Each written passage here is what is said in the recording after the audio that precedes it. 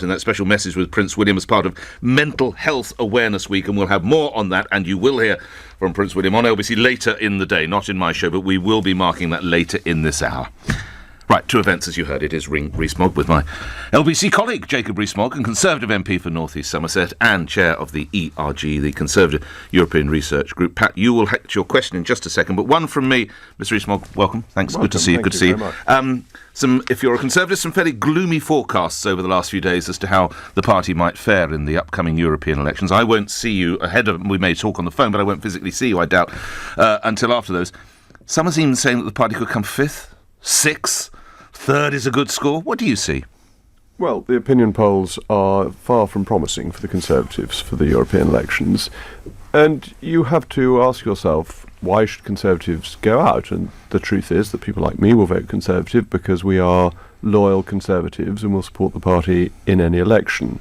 But many Conservatives, people who've been members for decades, feel that this is a twofold opportunity.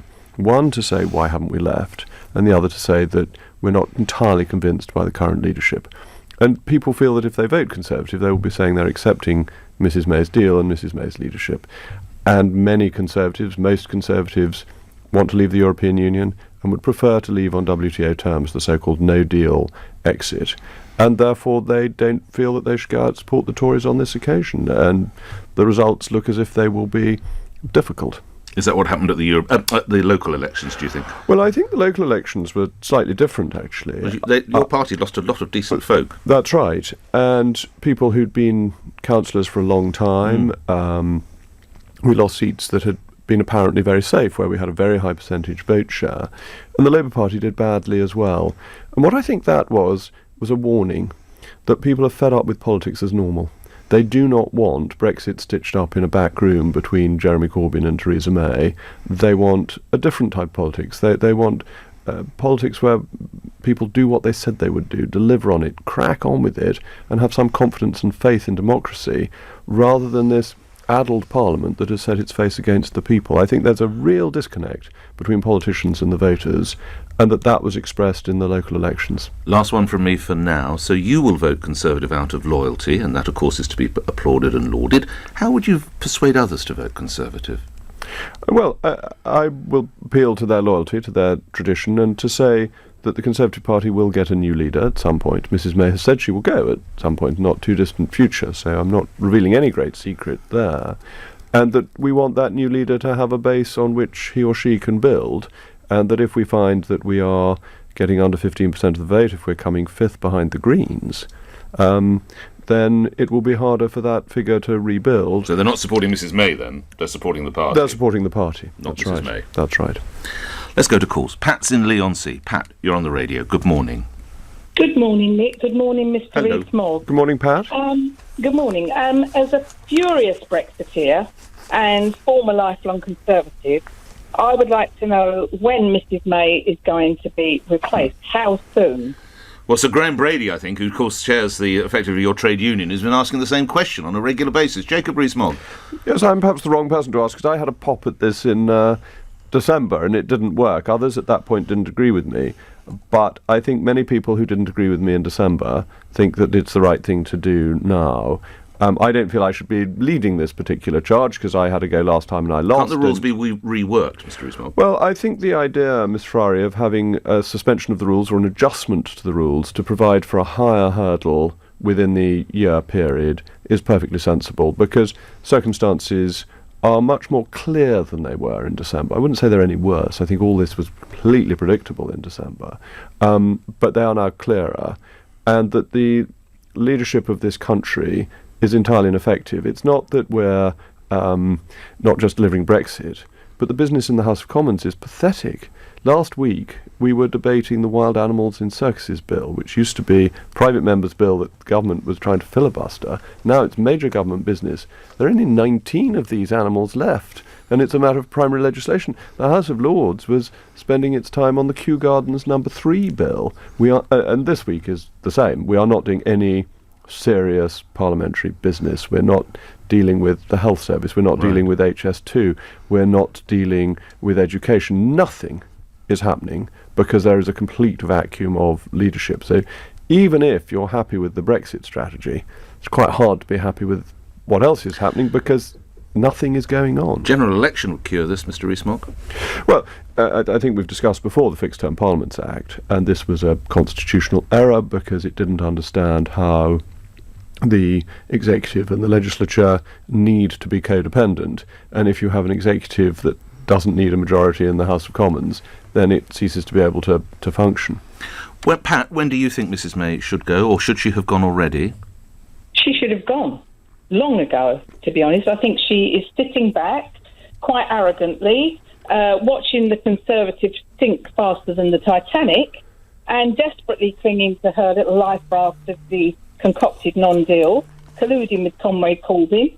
I just want her gone. And I will not vote Conservative, and I have voted for them all my life. So you don't have to answer this question, obviously, but would you tell me which way you'd vote next week?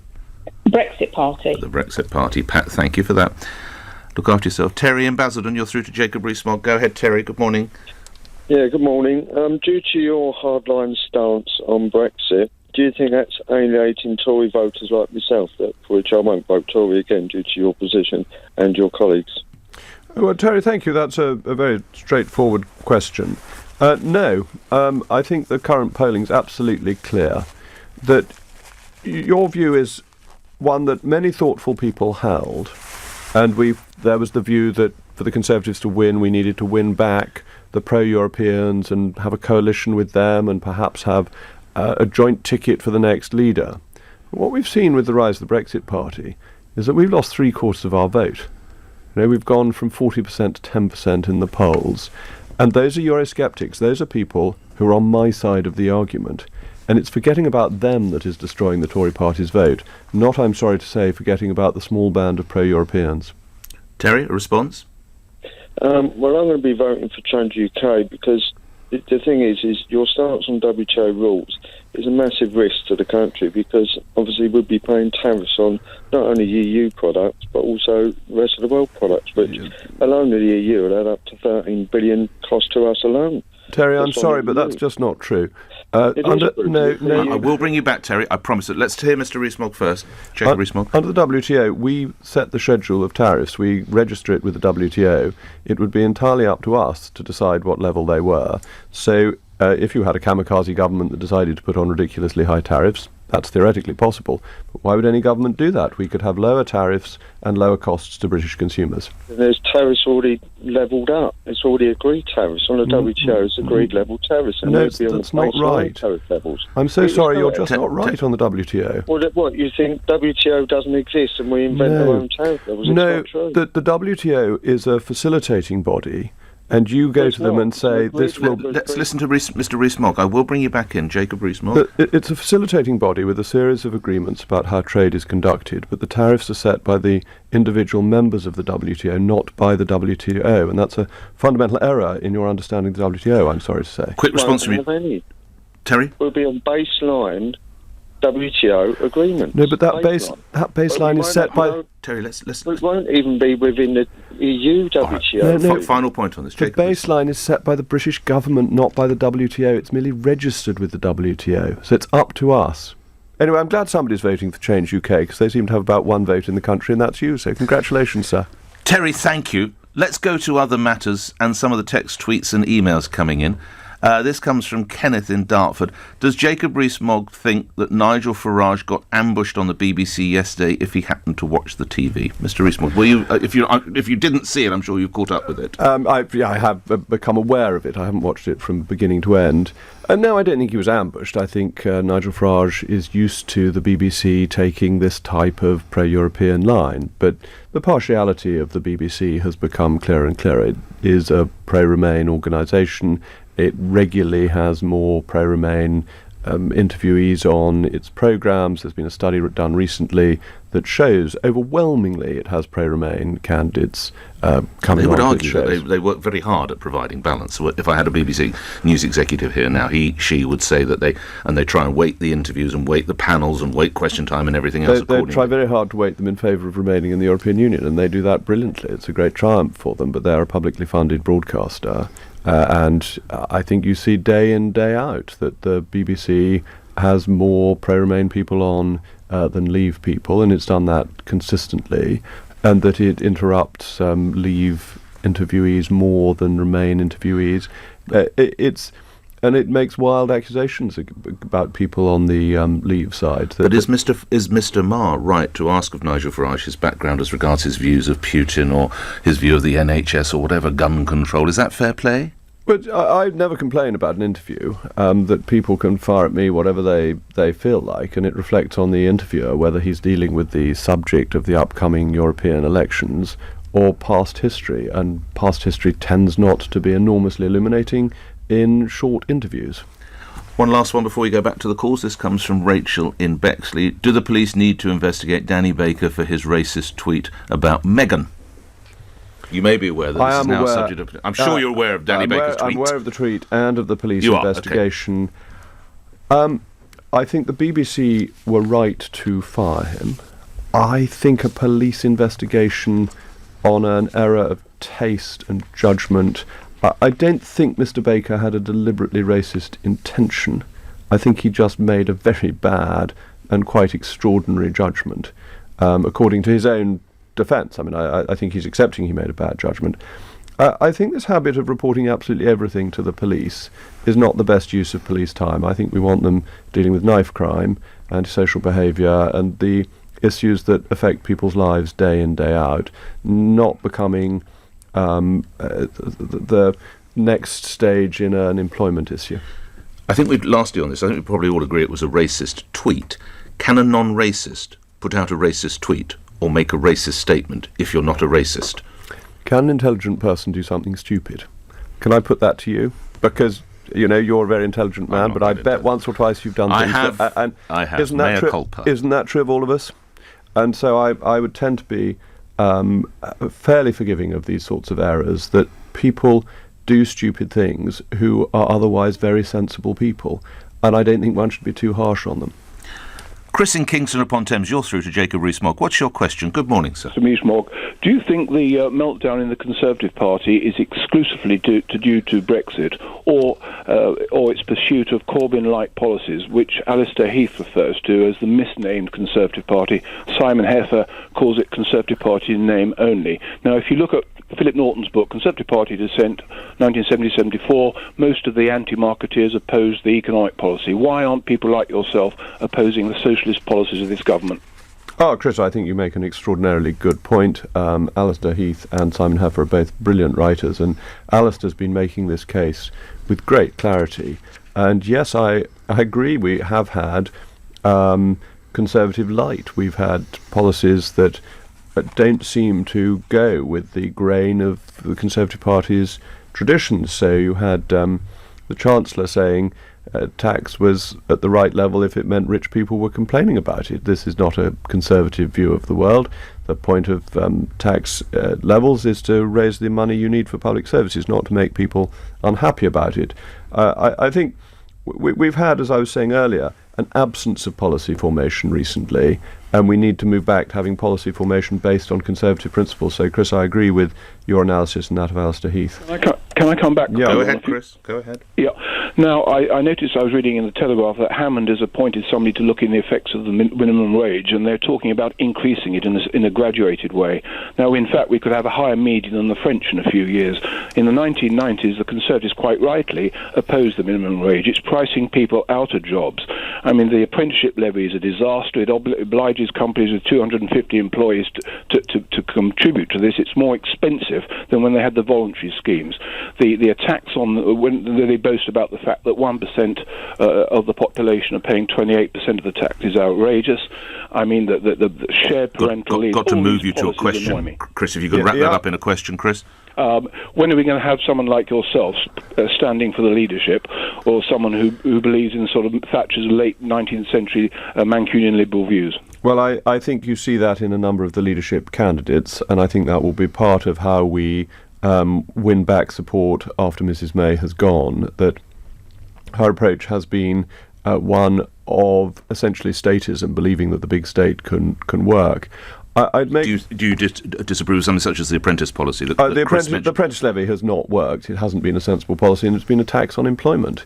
And I don't think that's the right way to do things. It's not normally a Conservative policy, is it, really? No, the minimum wage is interesting. I think when you had free movement of labour, you needed a minimum wage to protect people from massive undercutting by movements of labour from the European Union.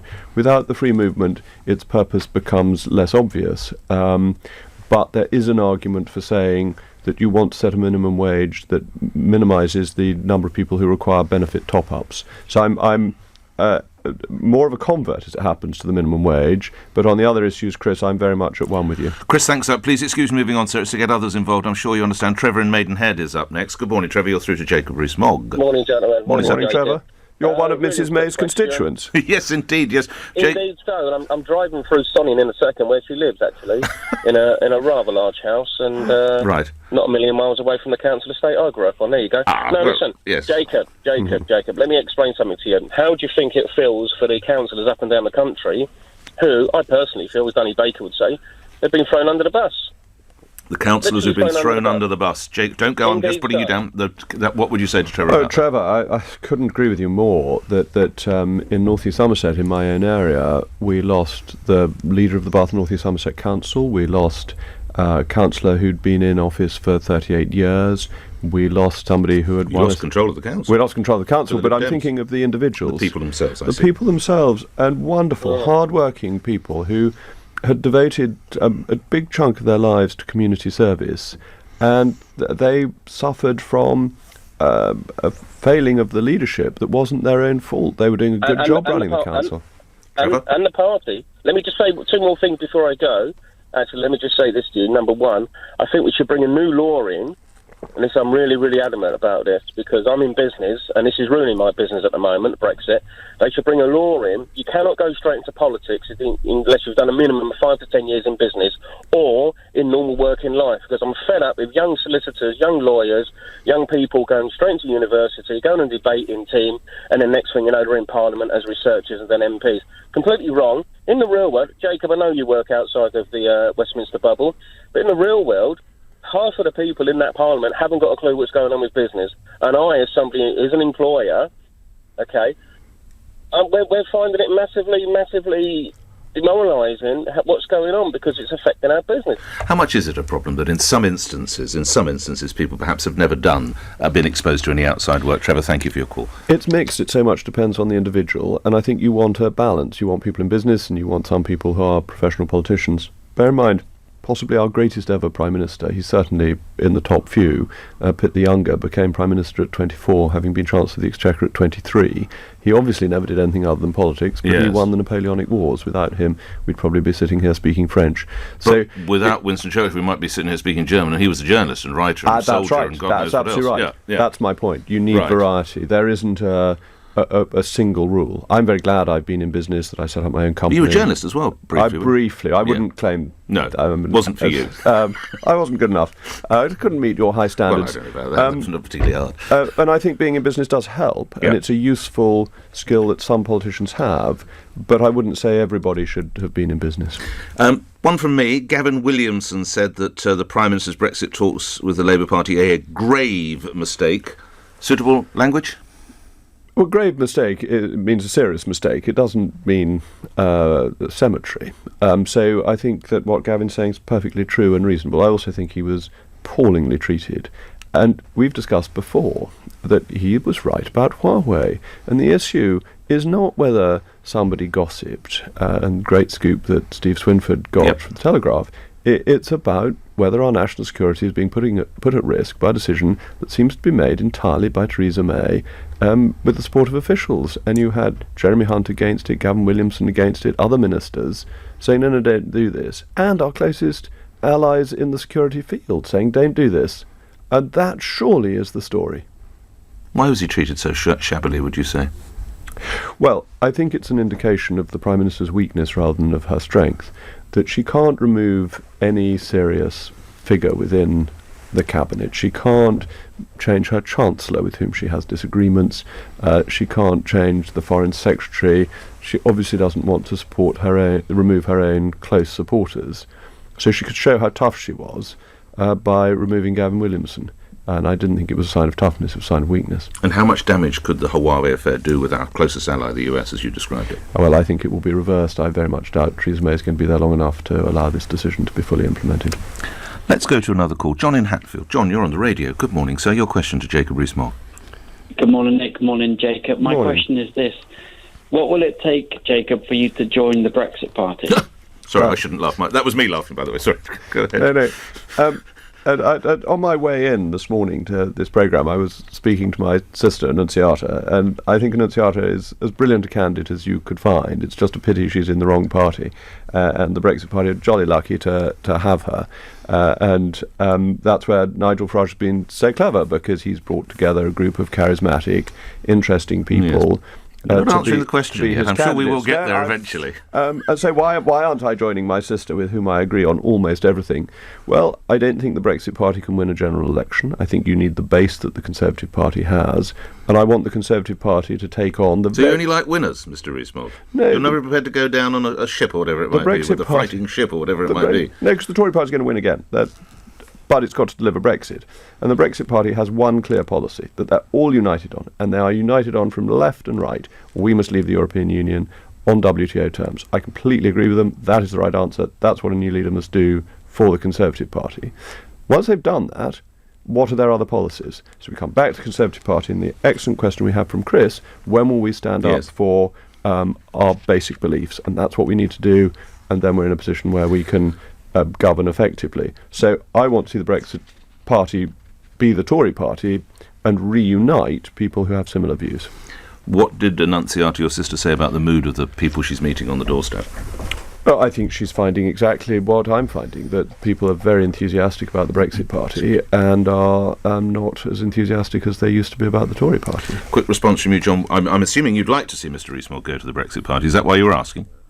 Yeah, absolutely, because I don't feel, and I'd be keen to hear what Jacob thinks, I don't feel the Conservative Party, specifically under Theresa's leadership, is able to deliver Brexit before October. You know, you can't get rid of her under a new leadership contest until December, as per the rules, but we leave in October.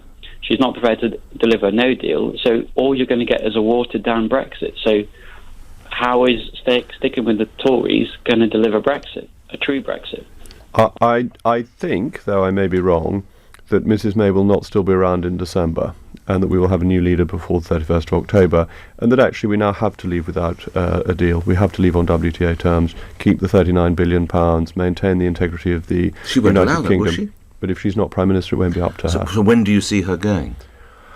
Well, there was a report in today's newspapers saying that Mrs May doesn't want the humiliation of losing a vote of confidence amongst the Conservative National Convention, the Association chairman, which would be unprecedented. And I've never known the Tory party in this position that normally when you go and speak to Conservative associations and you're not fully supportive of the leader of the party, whoever that leader happens to be, you're not the most popular person in the room. At the moment, nobody is saying anything supportive of the leader or of the leader's policy, and the majority of people at associations I'm addressing, and these are members of the party, tell me they're voting for the Brexit Party. So I just don't see how a leader can go on so removed from the support base of the party membership. And why can't she see that? Well, you'll have to invite her on. We do regularly. Thank you for the question, John. To James in Coventry. James, you're on the radio. Good morning, sir. Morning. Jacob, will you support Theresa May's withdrawal agreement again in Parliament? Well, I'll tell you why I supported it last time round. I supported it last time round because I'd come to the conclusion that it was the only way to avoid a long delay and potentially the loss of Brexit altogether. And we've had the first half of that. We've had the long delay, and it could have been longer. And I think if Mrs May were to remain as leader, there would be a risk of losing Brexit altogether. I don't think her deal, and this isn't quite answering your question, but I don't think her deal will come back under her leadership, and therefore I don't think it will arise. I think we will have a new leader, and we'll be looking at a new circumstance. Quick response from you. James? That's not an answer. No, I know you're quite right. It's not an answer. I don't like her deal. I've never liked her deal. I voted for it as the least bad option. So were it to be presented again, just to hammer home James's point... It depends if at that point there is a better option. I see. If there is an option of leaving without a deal, I will not support Mrs May's deal. If I'm convinced that is off the table, then I may have to, rather than risking Brexit altogether. I see. I think her deal's better than not leaving the European Union, and there are some Eurosceptics who disagree with that and think that her deal is so bad that it would be better to stay, and I think that is an error. If she were to stay on beyond October, and you sense that perhaps Britain would lose Brexit, would you ever vote to bring her down? I'm a very staunch Conservative. I can't see myself ever voting to bring down a Conservative being government. a loyal Tory is greater than losing Brexit? It would so depend on the circumstances, wouldn't it? You could see you could get there. But A doesn't follow B, or B doesn't follow A. That bringing down the government might well lead to no Brexit, rather than to the Brexit that I would like. Because what would be the point of bringing down Theresa May? Because you get your Brexit, something that you've effectively put your whole adult, possibly even younger life to. We wouldn't. In these circumstances, you're saying, bring down the government, have a general election. Get Dominic Raab, get Boris Johnson, some... But a vote of no confidence in the government doesn't get Boris Johnson or Dominic Raab. No. It simply gets a general election and gets Jeremy Corbyn, who won't deliver Brexit. You think, were there a general election now, Labour would win? Well, if you look at the current poll ratings, the Tories wouldn't win, would they? No. And so, who's going to deliver Brexit? So you have to work with what you've got. You've got to work with what you've got. A new leader of the Tory party can deliver a proper Brexit, but destroying the Tory party and having Jeremy Corbyn in charge will neither deliver Brexit nor run the country well. So for me to vote against the party in a vote of no confidence and chuck the party out of government would be lunatic. If you look at the polling, the Brexit Party is doing very well if there were a general election tomorrow. Yes. But all that achieves is stopping there being any Tory or Brexit Party seats, because it splits the pro-Brexit vote. It doesn't work like that in the European parliamentary elections, which are on the d'Hondt system, and so therefore it's very different. Lastly, from me on the Brexit matter, the Brexit coordinator for the European Parliament, Guy Verhofstadt, was in the UK at the weekend, or prior to the weekend, my apologies, campaigning with the Liberal Democrat leader Vince Cable. Should he be campaigning in that fashion? Oh, yes, because it puts up the vote for people who are in favour of Brexit the whole time. Do you remember when Mr Obama came over and told us we should be at the back of the queue, and suddenly support for leaving the European Union went shooting up? Having the only Belgian anyone's heard of other than Tintin and Hercule Poirot come over is great. The more of that, the better. So we need Jean-Claude Juncker and others, perhaps, Donald Tusk. I don't know if you saw... Put them all on a bus? Monsieur Juncker got very upset with David Cameron for telling him not to come and campaign in the Brexit referendum. And I must say, if David Cameron got one thing right, it was telling Monsieur Juncker not to come. We'd have won 60-40 if he'd been over. Jacob Rees-Mogg appearing on LBC. Thank you for your time. News is next.